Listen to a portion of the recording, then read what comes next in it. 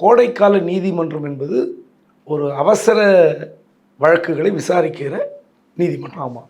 அதுக்காக பொறுப்பில் இருக்கிறவங்க தான் இப்போ இருந்த இந்த 2 நீதிபதிகள்.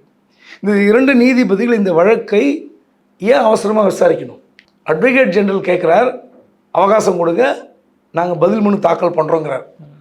ஆனால் இல்லை நான் கேஸ் எடுத்துறேன். முதல்ல கேஸ் எடுக்கவே கூடாது. இது ரெகுலர் எந்த கோர்ட்டுக்கு போகணுமோ அந்த பெஞ்சுக்கு அனுப்புகிறோன்னு சொல்லி தான் பண்ணணும். ஏன்னா அவசரம் கிடையாது. இப்போ இது லாண்ட் ஆர்டர் இஷ்யூ இல்லை ஒரு தீவிரமான விஷயத்தில் தலையிடலைன்னா ஒரு பெரிய பிரச்சனை வரும் என்றால் நீங்கள் அந்த வழக்கை விசாரிக்கலாம்.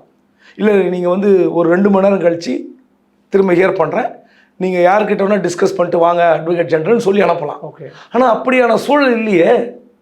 நீங்கள் சுப்ரீம் கோர்ட்டில் அதாவது தமிழக அரசு ஏற்றி அனுப்பி வைக்கிற அனைத்து மசோதாக்களையும் நீங்கள் அதாவது எது முக்கியம் எது முக்கியம் இல்லைலாம் கூட நான் போல எல்லாத்தையும் கிடப்பில் போடுற கவர்னரை சுப்ரீம் கோர்ட்டு என்ன சொல்லுது?